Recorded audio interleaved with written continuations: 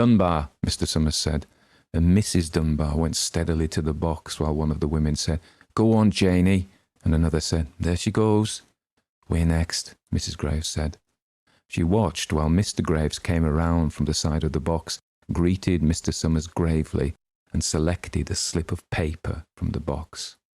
By now, all through the crowd, there were men holding the small folded papers in their large hands, turning them over and over nervously. Mrs. Dunbar and her two sons stood together, Mrs. Dunbar holding the slip of paper. "Harbert, Hutchinson." "Get up there, Bill," Mrs. Hutchinson said, and the people near her laughed. "Jones." "They do say," Mr. Adams said to old man Warner, who stood next to him, "that over in the North Village, they're talking of giving up the lottery." Old man Warner snorted. "Pack of crazy fools," he said, listening to the young folks. "Nothing's good enough for them. Next thing you know, they'll be wanting to go back to living in caves. Nobody work anymore. Live that way for a while. Used to be a saying about lottery in June, corn be heavy soon. First thing you know, we'd all be eating stewed chickweed and acorns. There's always been a lottery," he added petulantly. "Bad enough to see young Joe Summers up there joking with everybody." "Some places have already quit lotteries," Mrs. Adams said. "Nothing but trouble in that," old man Warner said stoutly. "Pack of young fools." Martin, and Bobby Martin watched his father go forward. "Overdyke, Percy." "I wish they'd hurry," Mrs. Dunbar said to her oldest son. "I wish they'd hurry." "They're almost through," her son said. "You get ready to run and tell Dad," Mrs. Dunbar said.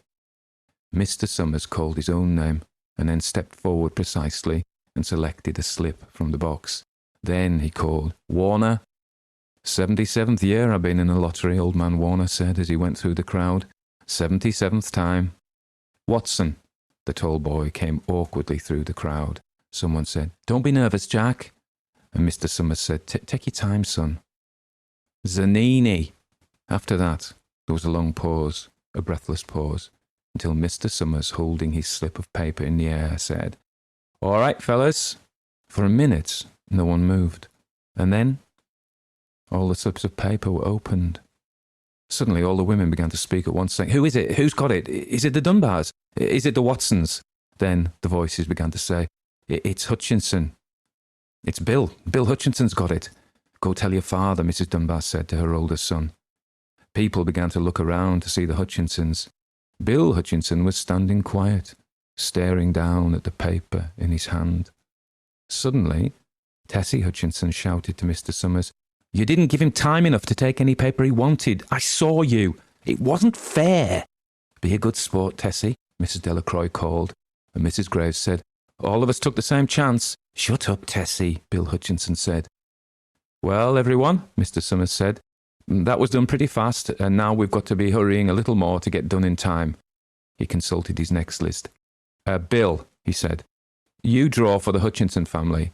You got any other households in the Hutchinsons?" "There's Don and Eva," Mrs. Hutchinson yelled. "Make them take their chance." "Daughters draw with the husbands' families, Tessie," Mr. Summers said gently. "You know that, as well as anyone else."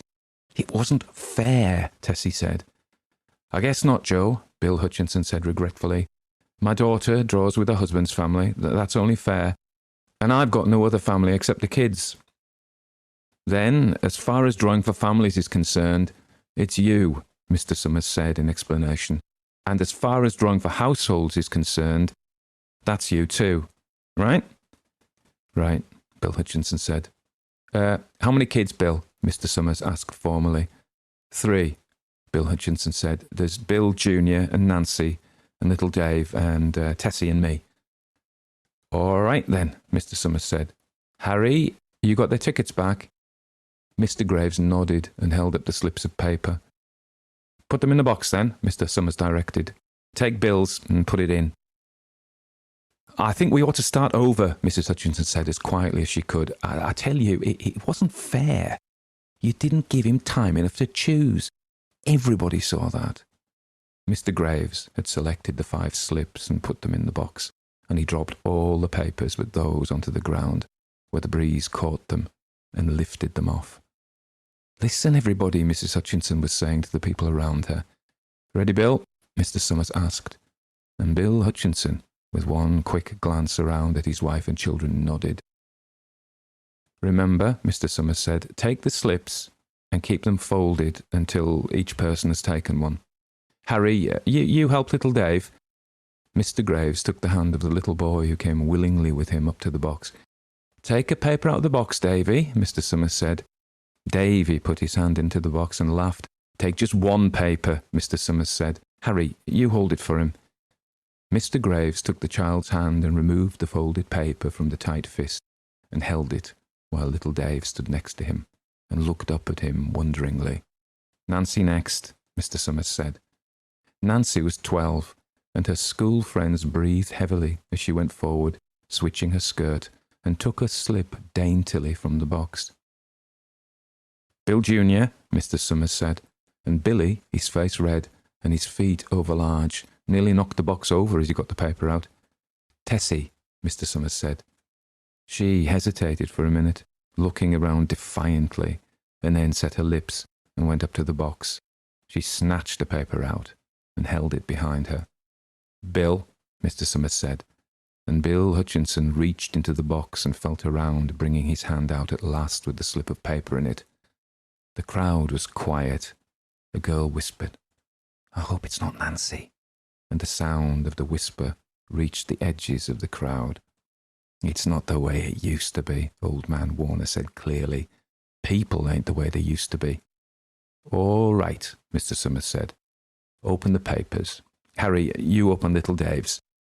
Mr. Graves opened the slip of paper, and there was a general sigh through the crowd as he held it up, and everyone could see that it was blank. Nancy and Bill Jr. opened theirs at the same time, and both beamed and laughed, turning round to the crowd and holding their slips of paper above their heads. Tessie, Mr. Summers said. There was a pause, and then Mr. Summers looked at Bill Hutchinson, and Bill unfolded his paper and showed it. It was blank. It's Tessie, Mr. Summers said, and his voice was hushed. Show us a paper, Bill. Bill Hutchinson went over to his wife and forced the slip of paper out of her hand. It had a black spot on it. The black spot. The black spot Mr. Summers had made the night before with a heavy pencil in the coal company office. Bill Hutchinson held it up, and there was a stir in the crowd. All right, folks, Mr. Summers said. Let's finish quickly. Although the villagers had forgotten the ritual and lost the original black box, they still remembered to use stones. The pile of stones the boys had made earlier was ready. There were stones on the ground with the blowing scraps of paper that had come out of the box. Mrs. Delacroix selected a stone so large she had to pick it up with both hands and turned to Mrs. Dunbar. Come on, she said. Hurry up. Mrs. Dunbar had small stones in both hands, and she said, gasping for breath, I can't run at all. You'll have to go ahead, and I'll catch up with you. The children had stones already, and someone gave little Davy Hutchinson a few pebbles. Tessie Hutchinson was in the centre of a cleared space by now, and she held her hands out desperately as the villagers moved in on her.